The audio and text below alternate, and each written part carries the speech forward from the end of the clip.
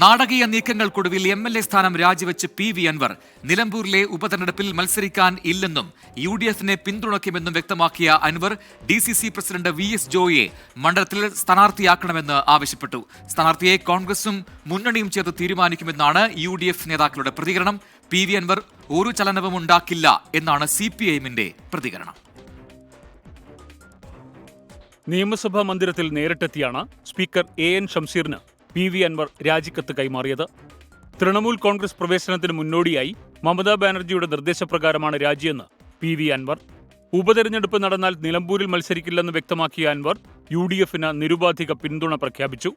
മലയോര ജനതയുടെ പ്രതിനിധിയായി VS ജോയിയെ സ്ഥാനാർത്ഥിയാക്കണമെന്ന് UDFനോട് അൻവർ.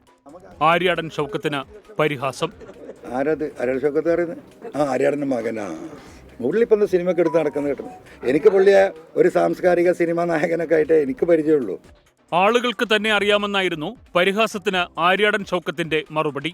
CPIMനും സർക്കാരിനുമെതിരെ PV അൻവർ ഉയർത്തിയ നിലപാടുകളോട് യോജിക്കുന്നെന്ന് UDF നേതാക്കൾ പ്രതികരിച്ചു.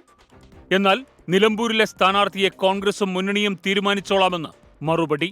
അല്ല, അവിടെ എന്തായാലും ഉപതെരഞ്ഞെടുപ്പ് വരുമല്ലോ, അത് കോൺഗ്രസ് തീരുമാനിച്ചോളാം അവിടെ ആരാ സ്ഥാനാർത്ഥിയെന്ന്. കാരണം കോൺഗ്രസിന്റെ സീറ്റാണ്.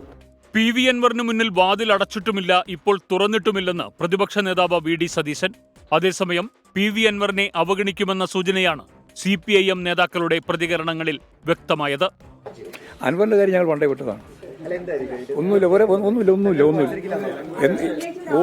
ഒരു പ്രശ്നവും ഞങ്ങൾ അതിന്റെ ഭാഗമായിട്ട് ചർച്ച ചെയ്യാൻ പോകും. രാജിക്ക് പിന്നാലെ PV അൻവറിനെ തൃണമൂൽ കോൺഗ്രസ് കേരള കൺവീനറായി മമതാ ബാനർജി നിയമിച്ചു. 24 തിരുവനന്തപുരം.